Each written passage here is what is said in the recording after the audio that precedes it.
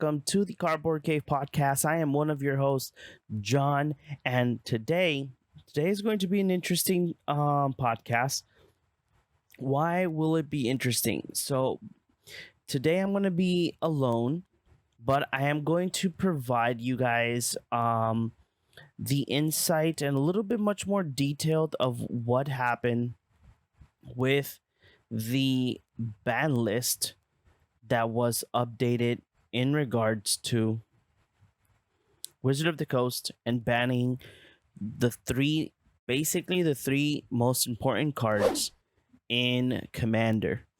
And if you guys have not yet subscribed to our YouTube channel, go ahead, subscribe to our channel.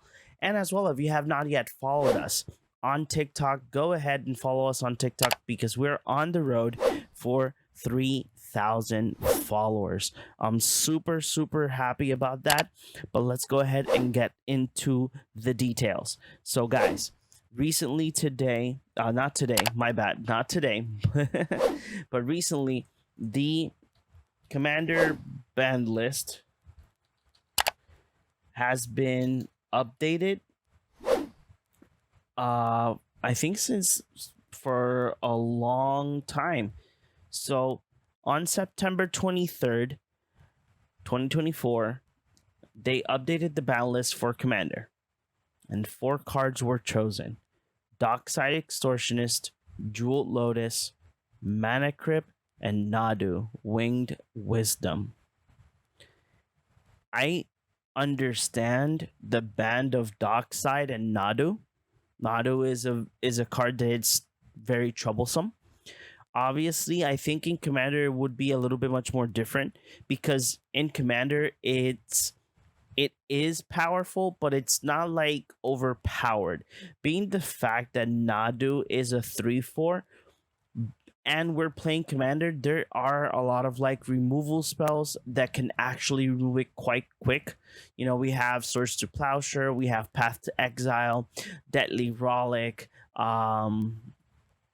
let me see what other ones. Toxic Deluge, it's one that we can use. The one from Fallout, the one that's like Toxic Deluge but different. You know, so there are a lot of ways, you know, countering it. You know, there's a lot of ways that you can work with Nadu. At the same time with Dockside. Obviously, Dockside is a little bit much more troublesome card because Dockside has many ways to come back and has very easy ways to do combos and do crazy shenanigans with making treasures, right? But Mana Crypt and Jewel Lotus for me, and I wish that most of the guys did mention they are. I have here. Okay, so I have here JP's thoughts. So I'm gonna go ahead and read JP's thoughts. So JP says the following, like that you guys can. So these are his thoughts on the banning. Dockside Extortionist has been on the watch list for a while. They have talked about it, its power level and gameplay in other ban updates, and I do think there was a legitimate reason to ban it. I hate that it destroys so many decks in CDH that revolved around it, and the amount of diversity because of it is now reduced, and that is a net negative. On the other hand, if one card creates entire archetypes in a 100 singleton format, then maybe it should go for being 2 format warping. A lot of people aren't taking into account that people run clone effects in CDH in large part due to being able to Dockside. Now he's going to talk about Mana Crypt. Mana Crypt is a powerful card, and that if you own, might as well add to any deck. And they do want to avoid auto includes, but their reasoning for banning it is very bad. They try to justify it in another follow-up and only dug their own grave. I can understand this banning, but I don't like their reasons. Next point is Jeweled Lotus. It shouldn't be banned. I get that it lets four or less commanders be played turn one, but it's a premier card for the format and does nothing else otherwise. It is useless now, and it does limit some decks' consistency. It should never see casual play. I can't call a Jewel Lotus in a deck a casual deck. In CDH, it now makes high mana value commanders less viable, and that another net negative. I don't like their reasons. He goes ahead and says another big issue for me is that they kept saying that rule zero this, rule zero that, then they banned the card. Clearly, rule zero isn't enough. Lastly, last words from JP. I agree with the sentiment that Dockside should be banned. Nado isn't a negative loss, but they should have just put Mana Crypt and Jewel Lotus on the watch list, especially after last year had two premium specialty sets have both Mana Crypts and Jewel Lotuses. And this year, Festival in the Box have Commander Master stuff. It feels bad, and it is the biggest monetary loss in MTG as a whole. Orengo goes ahead and says, like, Jewel Lotus just became full cardboard. I really would have liked that that all of them would put like their sentiments on the situation, but JP was the one that sent everything today because it was something that we spoke during the week. But let me go ahead and give you guys my take on the situation. I am literally next to JP on everything, because Dockside is a card that's mainly used in a lot of CDH decks. And not only that, but being the fact that Dockside has so many archetypes, like JP said, that there's a lot of commanders that roll in with this creature and its effect, and it makes very interesting interactions, and as well it makes really great bluffs in regards to when you're like, hey, I'm gonna play Dockside, can you win? No, maybe I can. So I'll use, somebody will counter it, and then they're like, okay, this demonic consultation for the win. Demonic consultation, Thassa win, But the sad part about this is that you take out, like JP said, I'm not going to talk about the creatures because, again, you removed so many archetypes, so many decks by banning Dockside, a card that could be worked with. In regards to when I say worked with, I mean that a card that you could be like, hey, counter it, hey, destroy it, hey, this, hey, that, and you could have made it work. But Jewel Lotus and Mana Crypt. Mana Crypt has been reprinted so many times. Mana Crypt has been reprinted so many times, guys. Because the most recent set, just like that, you guys can know, Mana Crypt was a special guest card in Lost Caverns of Ixalan. It's a list card, so you can pull Mana Crypt in the list. It's in Double Masters. It has a Kaladesh invention. And this is another thing. Mana Crypt in this special guest has 3, 6, 7 style cards in the special guest slot. 7, guys. 7 slots for Mana Crypt. Right now, Mana Crypt. Right now. We're not going to include the special guests because special guests are, premium cards like the Double Masters Full Art. The one from the list still has, it's a pretty It has a nice price tag. But if you're looking for like the double masters, if we go to TCG Player right now and look at all the versions, okay, Mana Crypt still is kind of high, but in the lows is going for $90. It's going from 95 to 100.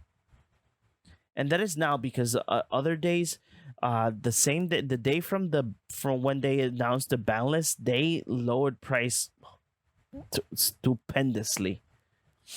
Obviously, like I said, premium cards like the Judge promo, the Invention, and media promos are still hefty price tags, 150 or up.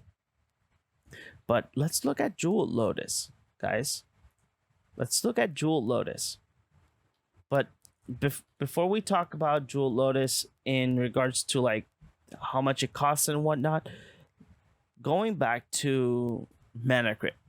Mana Crypt is a fast mana rock that has an ability that can kill you in the long run. And when I say it, is because I have been through that. So even though you play Mana Crypt turn 1, I'm gonna put in my example when I used to play Shurikai. So island or dual land, shock me, Jewel Lotus, Mana Crypt, play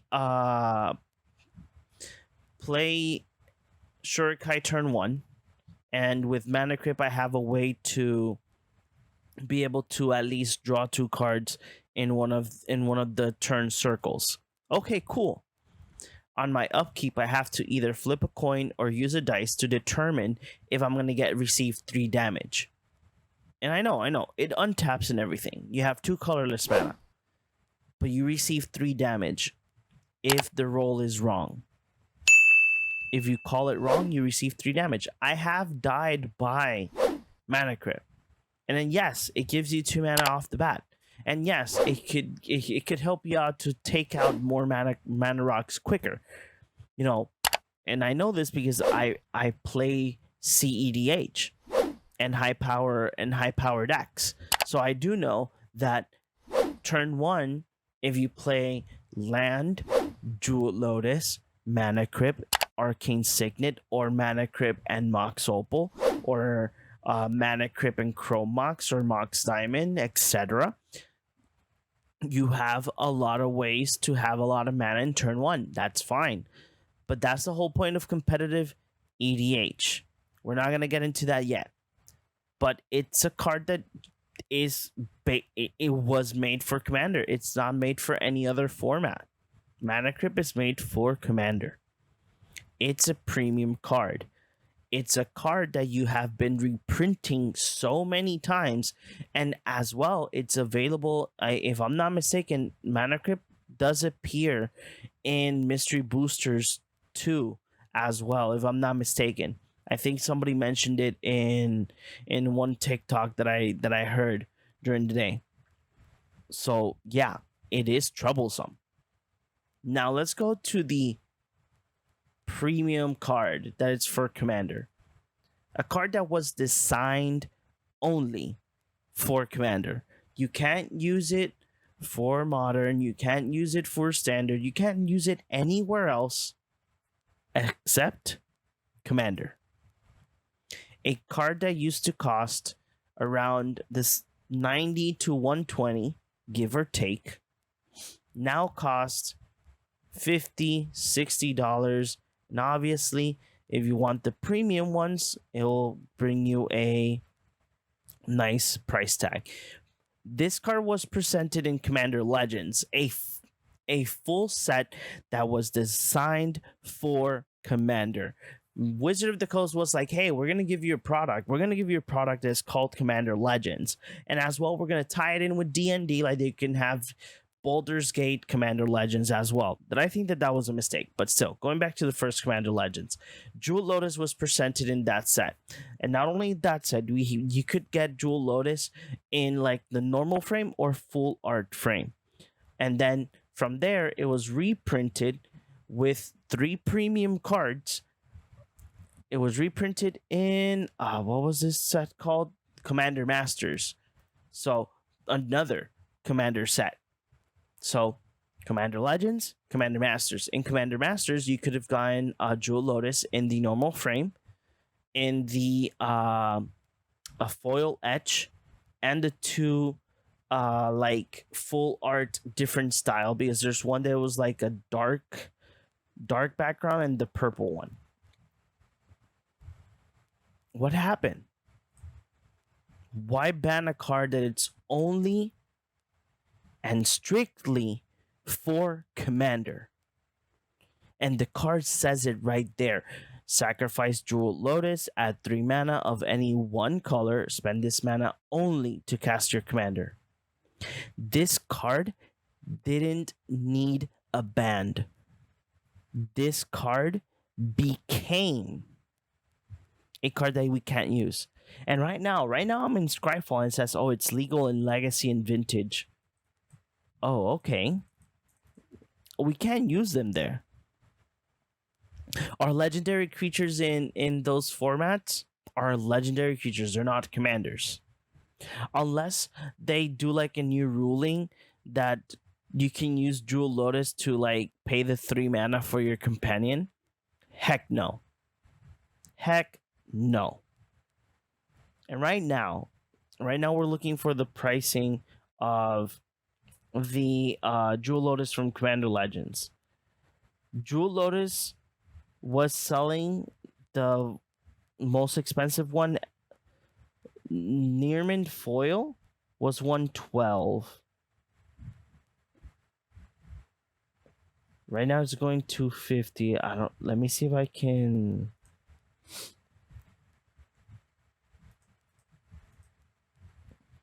You know, and it's sad.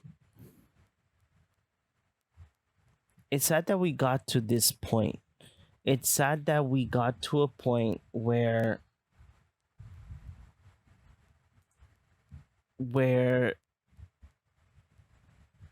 we lost money. Where this band made a lot of people lose money, made a lot of people whoever. I think that one of the groups that I am in, that's like a Magic the Gathering community of our local game store that we visit.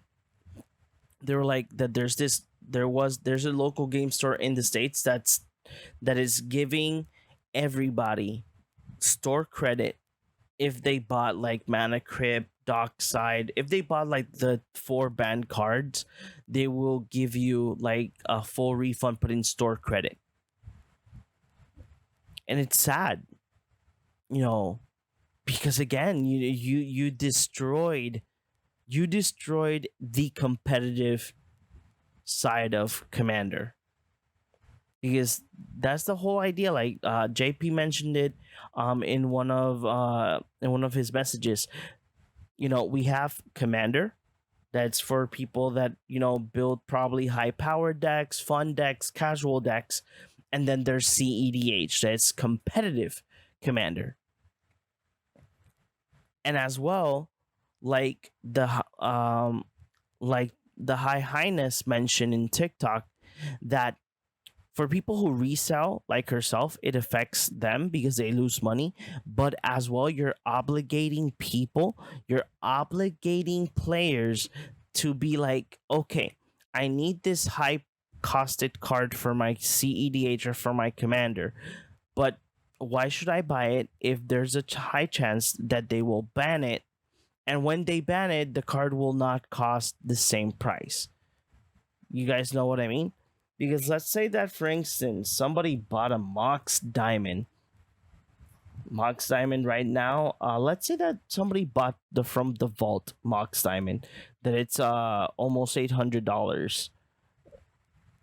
$739, $740.